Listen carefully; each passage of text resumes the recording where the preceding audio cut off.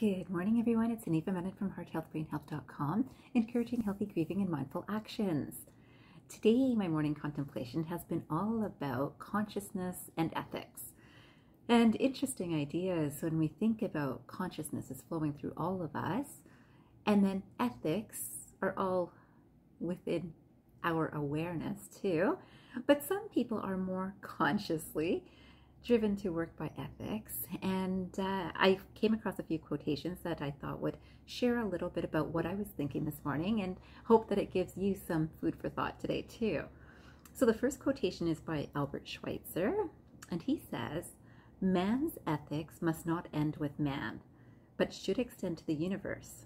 He must regain the consciousness of the great chain of life from which he cannot be separated." And I love this because I really do believe in this unity consciousness, in the fact that we are all affecting one another in one way or another. And what's so interesting is that often when I'm working with people who are going through whether relationship concerns or life concerns, many feel very alone, even if they've got a big family, which is very interesting to me because, again, coming from a small family myself, it's interesting that many people do come from larger families and still feel very alone, which then can reflect in our society too, right? Where big cities often have many people who feel very alone, even with loads of people around them, right? And this is interesting that we have a responsibility to each other, right? So let's say some people have a ethical nature that goes about and helps other people in their community or in their city or in their country, and others don't. And it's not that they don't have the same qualities within them, but what's happening is people are too busy, right? So let's say we don't even go into a bigger project like that. Let's say about just within family. Our family members checking in on each other to see how they are. Not just that the work that needed to be done for today is done, right? Because a lot of people have moved into a lot of responsible work or duties, but they're not necessarily just seeing how each other are doing, right? And all of us can fall into this. And I remember that some time ago, I'm sure it was around the time of my taking Eckhart Tolle's course, I will say that, that was a 6-month program, so it definitely did feed my mind and fuel it with some ideas. And one thing I had not really come across at that point before that time was about how people walk through life unconscious. And I really like this concept for understanding this experience because I don't think that there's so many people that are really trying to be dismissive of each other or unaware of each other, but they really are unaware. And we can all fall into that where we go through our day-to-day actions unconsciously. When we put a conscious awareness into what we're doing or who we're checking in on and why, it's big, right? So this, of course, then comes back to things like know thyself, because we can ask how someone is, but it might be for a reason, right? So do you know, we all have seen kids who are like, "Oh, mom, hi, you look so good." And what does that child want is automatically what the mother is thinking, right? And she kind of knows that, I don't know, that much sweetness from this child. And I mean, I love the child, but when he talks like that, I know he wants something. So that sort of idea. Same thing with little girls, right? It's like they can be very, very sweet and they want something, right? And this happens in children, which we see, but it also happens in adults where there's this kindness, but it's for something, right? So I find that one of the baselines or foundations of consciousness and ethics is the fact that we always know what is good, right? So we always know what to do. And we always know that speaking kindly is great at any time.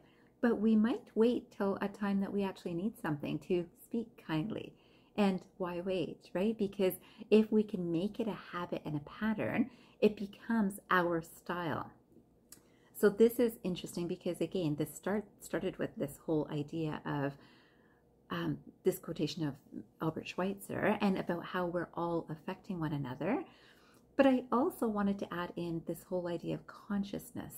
And this quotation, unfortunately, I don't have an actual author for it, but I thought it was perfect.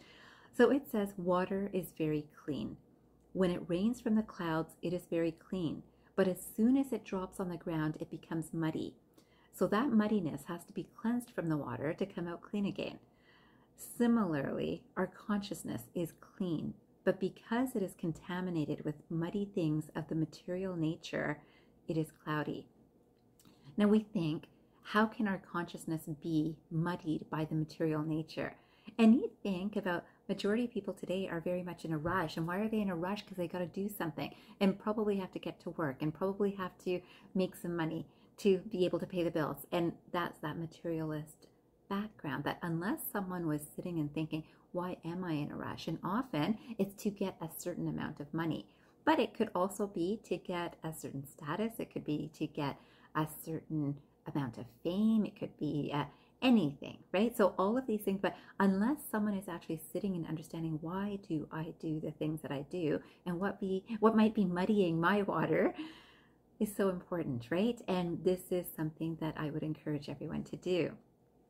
So I'd like to finish with, first of all, giving you a little exercise for 5 minutes to think about, do you spend time to understand yourself and why you might do the things that you do? Today, I'd love for you to sit for 5 minutes to just think about, when you speak kindly to someone, can you think about 3 different people that you've spoken kindly to recently and think of why? And that will help you start understanding your own mind.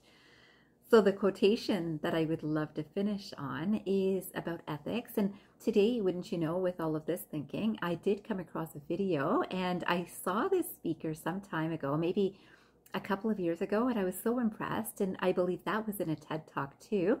But today I also found another link that came across, of course, my computer, which was about ethics, which is what he focuses his research on. I will post it at the bottom of this video today, and hope that you'll take a look at it too. I just think that it's wonderful thoughts for our minds to think of. So this quotation says, ethics is knowing the difference between what you have a right to do and what is right to do. Ethics is knowing the difference between what you have the right to do, or a right to do, and what is right to do. And this is by Potter Stewart, and I think that's the case, right? This is, we all know what is right to do. And we often can move into having a right to do something. I have a right to not hold a door for someone. You know, I always use that example. It's such a simple thing, right? But I have a right because I'm in a rush. I have a right because they didn't hold it for me the last time I walked in behind them. I have a right. And what is the right thing to do? We all have an awareness of the right thing to do. And today I hope that you'll look within yourself to see whether you are doing the things that are the right thing to do. I wish you a fantastic day ahead, and I hope you remember, transform your mind and transform your life. Have a great day, everyone.